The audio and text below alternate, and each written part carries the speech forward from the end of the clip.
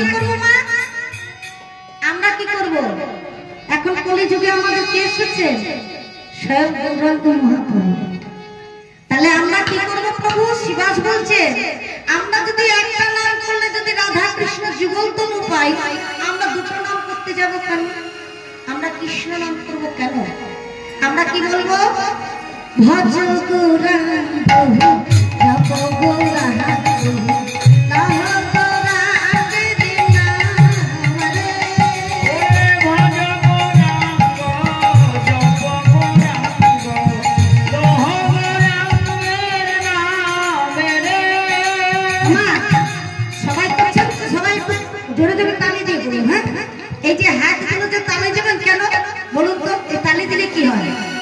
এই তালি দিলে কি হবে?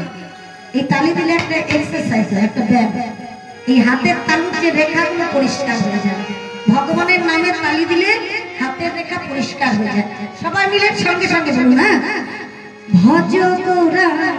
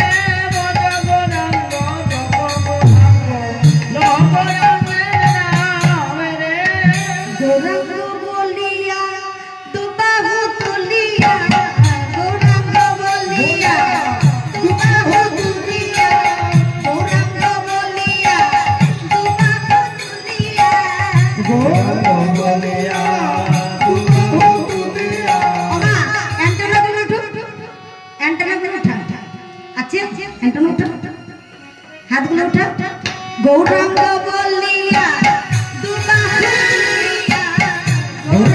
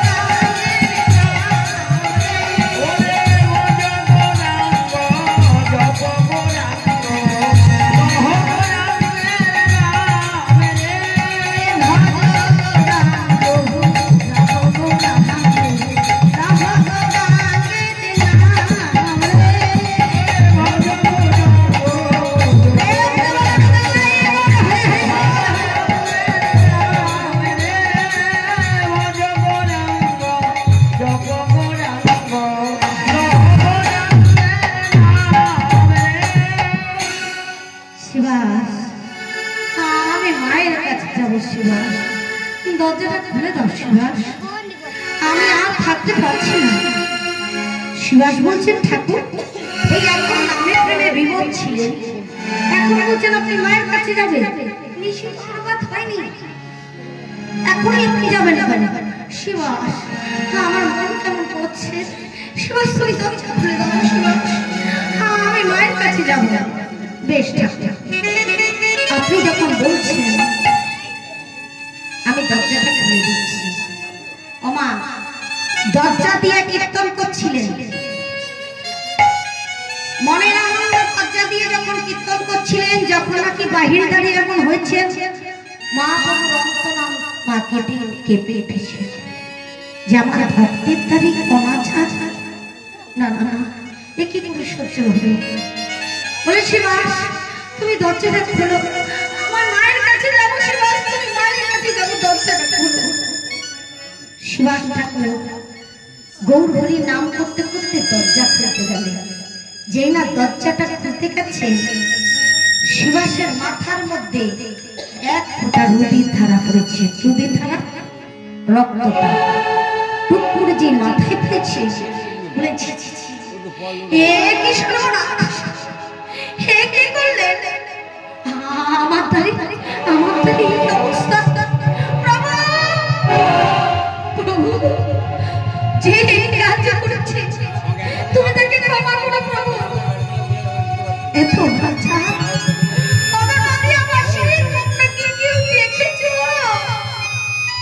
তোমরা কি জানো এই দেখো যে শিবাস জীবনে কখনো আশের মুখ দেখেনি, যে শিবাস কোনদিন আশের মুখ দেখেনি, সেই শিবাসের শাড়ি ছাগল। ওগো নদী আবার শিখি এত অনাচার, প্রভু তুমি ওদের ক্ষমা করো। না না আমাকে কাঁদলে চলবে আমার, এখন যদি আমাদের দুয়ারে কেউ করতো আমরা কি বলতাম? হ্যাঁ গো এই অবস্থাটা দেখলে আমরা কি করতাম বলুন তো? ভালো করে কাছাটা দিয়ে সকালবেলা ঝগড়া করতে যেতাম, ভাবি আমাদের দুয়ারটা এরকম নোংরা করে কি মা, আগে তো গালাগালি দিয়ে নি তারপর দেখা যাবে, এটাই তো হতো। কিন্তু শিবাস ঠাকুর বলছেন এটা যে করেছে সে জানিয়ে দিয়ে গেল, সে বুঝিয়ে দিয়ে গেল। এখন এই কলিযুগে অধম ভাবী হয়েছে প্রভু, যে অধম কাজ করেছে কর্ম করেছে তুমি তাকে উদ্ধার করো দয়াময়। শিবাস ঠাকুর বললেন না না প্রভু তো বলেছেন মায়ের কাছে যাবে, আমাকে বিলম্ব করলে চলবে না। ডমদের ডেকে বললেন ও ভাই কালুয়া একটু দে না ভাই, আমার দাঁতটা পরিষ্কার করে দে, একটু ভালো করে আমার দাঁতটা পরিষ্কার করে দে। হারিয়া কালুয়াকে ডেকে দুয়ার পরিষ্কার করালেন, গঙ্গা স্নান করে ভালো করে কাপড় নিংড়ে এসেছেন যেন মহাপ্রভু বুঝতে না পারে, এমন কাপড় নিংড়েছেন যেন মহাপ্রভু জানতে না পারে যে ওর দাঁড়িয়ে অনাচার হচ্ছে। যেই রাইসে প্রবেশ করেছে বলে শিবাস এত দেরি করলে, প্রভু ওর কিছু অনেক ভক্তরা এসেছিলেন তো আপনি তো প্রভাতী সুরে নাম নিয়ে যান, কিন্তু শিবাসের নয়নটা ছলছল করছে। শিবাস সত্যি করে বলো কি হয়েছে? শিবাস বলে নাম তো কিন্তু তোমার নয়নটা ছলছল করছে কেন? প্রভু এতদিন নাম সংকীর্তন হয়েছে, এখন আপনি নাম নিয়ে চলে যাবেন, নীনাটা ফাঁকা হয়ে যাবে, তাই মনে মনে দুঃখ হচ্ছে প্রভু। এই মনের দুঃখটা কি করব, আপনার কাছে গোপন করতে পারলাম না প্রভু, তাই দুয়ারে ভক্তদের সঙ্গে একটু মনের কথা বলছিলাম। তুমি মিথ্যে কথা বলতে জানো না, তুমি মিথ্যেও বলো নি কিন্তু সত্যটাও বলো না, মিথ্যেও বলো নি সত্যটাও বলো না। বেশ তবে শুনে রাখো শিবা, যে তোমার বাড়ি অনাচার করেছে আমি আর তাকে অবিশ্বাস করছি। হে প্রভু, যদি সত্যি হয় আমার এই চক্র সংহার চক্রকে ডাকবেন, চক্র তুমি এসো, এই মুহূর্তে তার অঙ্গ ছেদন করো। শিবাস ঠাকুর চরণ দুটো ধরে বলছেন, প্রভু আপনি না বলেছেন ক্রোধ বৈষ্ণবের ধর্ম নয়, বৈষ্ণবের ধর্ম ক্রোধ নয়, বিনয়তা প্রেম, হরিনাম মন্ত্র বলেছেন। তাহলে আপনি ক্রোধ হচ্ছেন কেন? যে ভক্তকে আপনি নাম দিতে চাইছেন, যে আপনার কাছে এই অপরাধ করেছেন প্রভু, ও বুঝিয়ে দিয়ে গেছে যেন তোমার নামে নামই হতে পারে। আপনি আশীর্বাদ করুন প্রভু। শিবা, তোমার মতন ভক্ত এখন জগতে দেখা যায়, এত অনাচার এত অত্যাচার হওয়ার পরেও তুমি তাকে ক্ষমা করছো প্রভু। ভক্ত যদি না আসে, ভক্ত যদি নাম না করে, তাহলে আপনার নামের পরিচয় ডুবে যাবে প্রভু। এই জগতে তো কেউ কৃষ্ণ নাম করবে না, কেউ তো হরি কথা বলবে না, তাহলে হরি নাম পাবো কোথায় প্রভু? তাই আপনার এই ভক্তদের উদ্ধারের জন্য আপনাকে তো নাম দিতেই হবে, তাদেরকে তো নামাতেই হবে প্রভু। মহাপ্রভু বললেন, বেশ শিবাস, আমি বলে দিচ্ছি, আজ তোমার এই বাড়িতে বসে বসেছি, সেই বৈষ্ণব যতক্ষণ যেই অপরাধ করেছে, সে যতক্ষণ তোমার পায়ে ধরে ক্ষমা না চাইবে, তাকে আমি কখনো উদ্ধার করিব না। মহাপ্রভু যেই না কথা বলেছে, শিবাস দরজাটা খুলে দিয়েছে। হে, এবার আমি যাব মায়ের কাছে। গৌর হরি নাম করতে করতে চলে যাচ্ছে, নাম করতে করতে যখন গৌর হরি চলে যাচ্ছে, এদিকে শিবাসের যাদের যে অনাচার অত্যাচার করে গেছে, তার দশাটা কি হয়েছে গো? সারা অঙ্গ জ্বলে যাচ্ছে। আর এমন জ্বালা যন্ত্রণা মায়ের মন্দিরে বসে বসে বলছে, মা ভবানী, ও মা, আমার গায়ে এগুলো কি হচ্ছে মা? সারা গায়ে পোড়া তুলতুলি, এত জ্বালা আমি সহ্য করতে পারছি না। নিস্তারিণী, নিস্তারিণী, দেখো দেখো আমার গায়ে এগুলো কি হয়েছে। ও মা দেখুন, ঘরে বলে স্ত্রী খারাপ হয়, হ্যাঁ স্ত্রী খারাপ হয় কেন, কি করে বলুন তো? কিছু পুরুষের কারণেও স্ত্রীরা খারাপ হয়ে যায়। যখন নাকি নিস্তারিণী নিস্তারিণী বলে ডাকছে,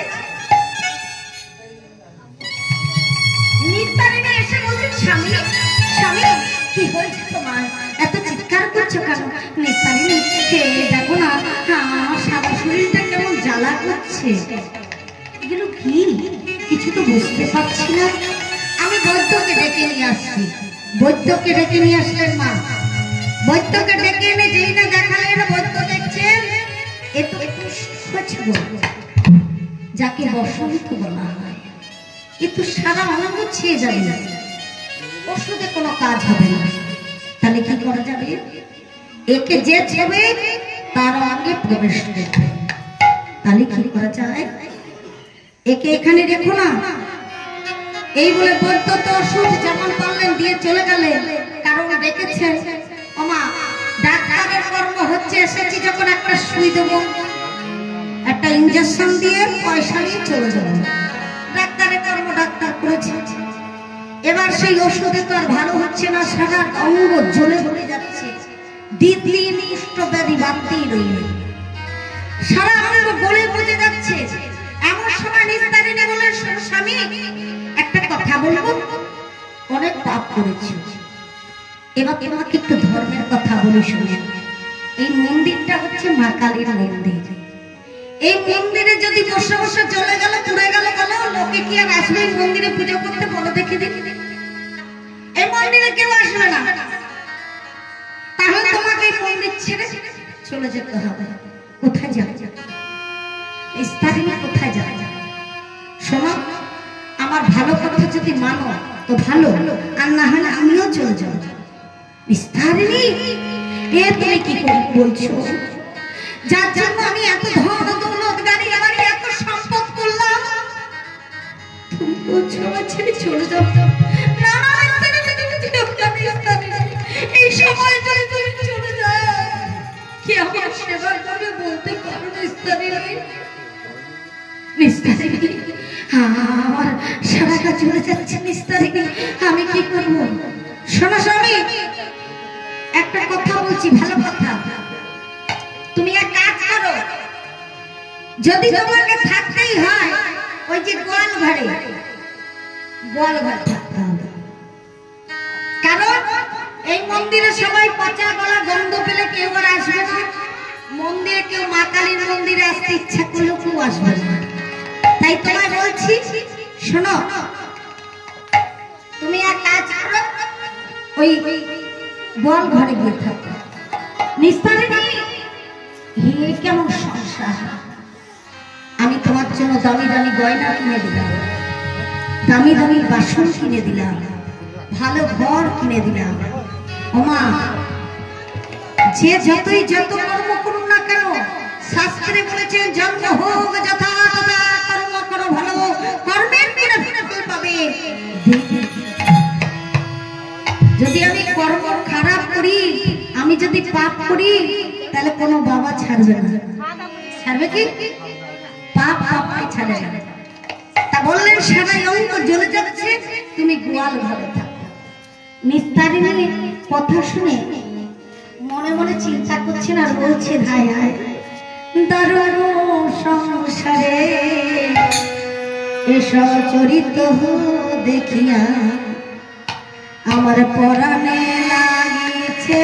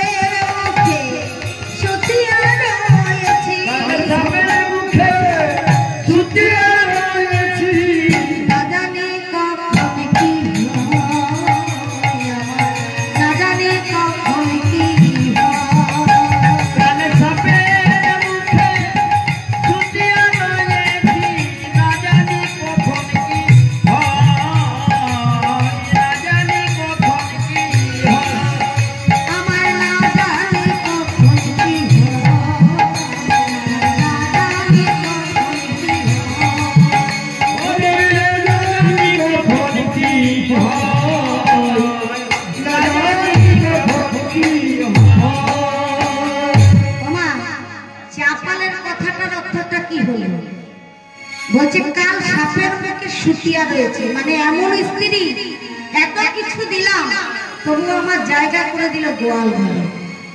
এটা কাল শুনো না আমার এখন কলিযুগের নারীরা এমনি হয় তো, কি গো হয় না? আগেকার মতন কি মায়েরা যেমন সেবা করতেন এখন করে? এখন তো সেবা করা দূরে থাক, কিছু যদি কান থেকে চুল খসে যায় তোর ঘরে থাকবে না, চল ডিভোর্স করবো। কি মা, আগে ডিভোর্সের টাকাটা হবে। শুধু তাই না, কোনোটাতে শান্তি নেই, দুটো তিনটে ছেলে মেয়ে ছেড়ে দিয়ে চলে যাচ্ছে। হরে কৃষ্ণ, এখন এই যে চলছে, হ্যাঁ আমাদের দেখা আছে, অনেকগুলো দেখেছি। দুটো তিনটে বাচ্চা রেখে চলে যাচ্ছে অন্য লোকের সঙ্গে। এই তো কলিযুগের লীলা। তাহলে এগুলো কাল সাপ না তো কি? স্বামী যতই দিচ্ছে মন হচ্ছে না, আবার অন্য জায়গায় চলে যাচ্ছে। তাহলে এগুলো কাল সাপ খায়। তাই বলছে কাল সাপের মুখে শুষিয়া রয়েছে, না জানি কখন কি হয়। তা সাদা আঙ্গুর গলা পচে যাচ্ছে, চিৎকার করছে নিস্তারিণী, নিস্তারিণী জ্বলে গেল, পুড়ে গেল, একটু জল দাও, একটু জল দাও। চিৎকার যখন করছে, চিন্তা করুন তো আমা, যদি স্বামী যদি জোরে জোরে গলা করে চিৎকার করে স্ত্রীর সঙ্গে, গ্রামের লোকেরা কি বলবে? কি বলবে বলুন তো? বলবে না বাবা? বাবা এ স্বামীটা কি পাগল হয়ে গেছে নাকি?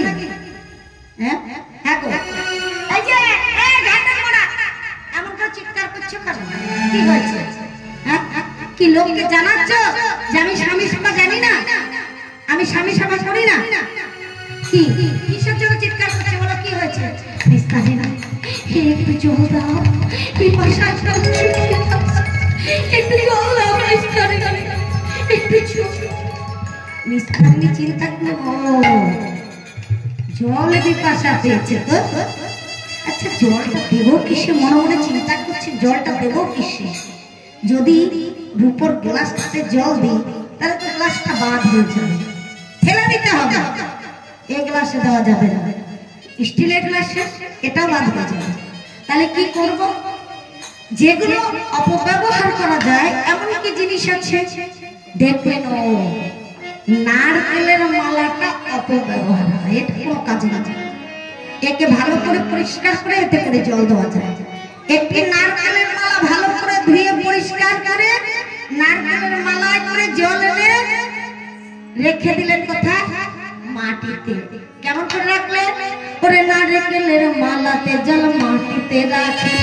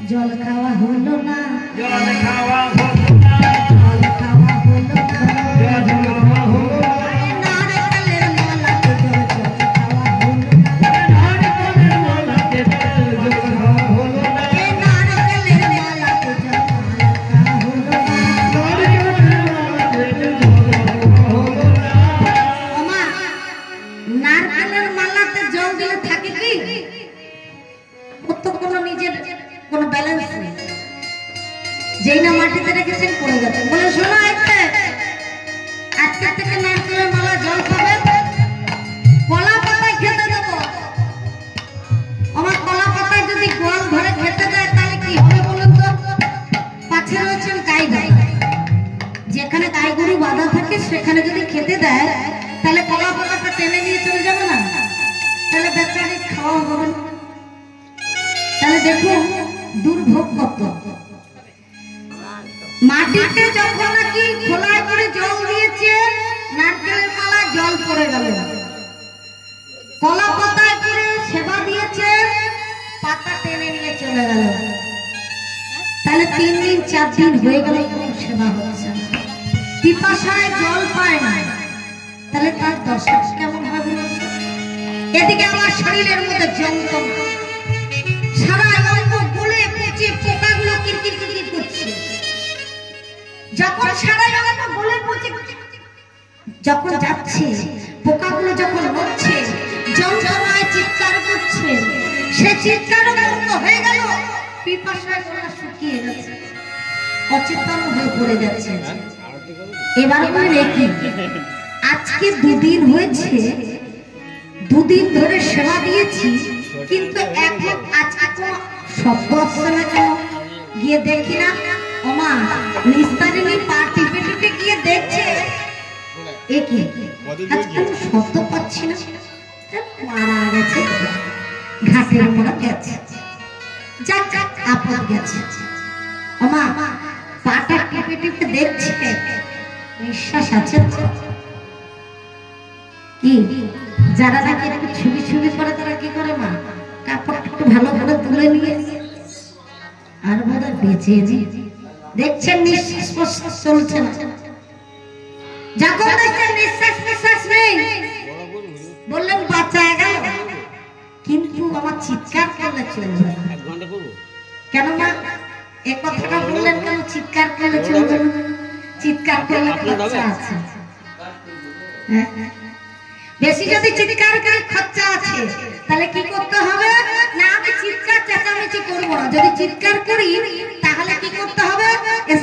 শান্তি করতে এত পরিশ্রম খরচা হবে, কিচ্ছু করবো না।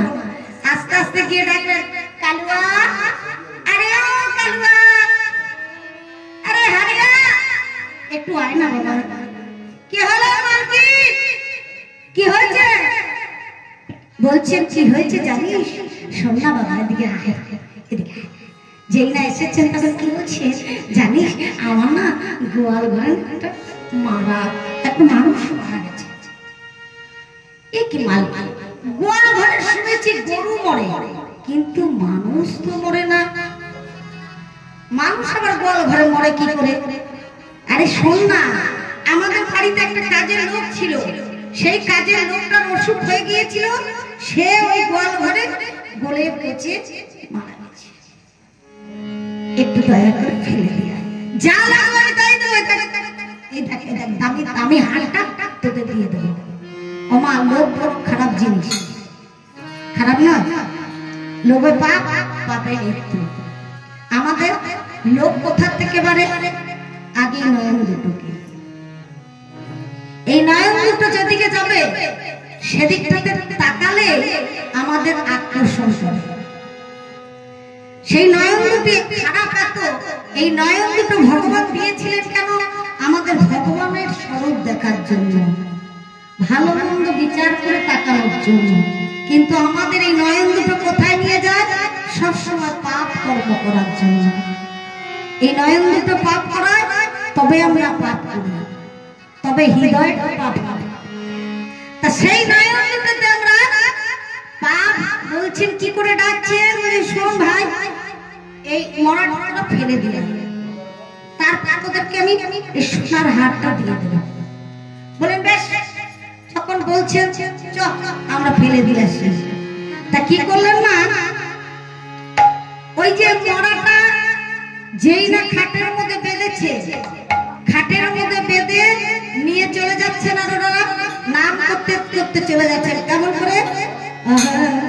হরি নাম ভজলে কৃষ্ণ নাম ভজলে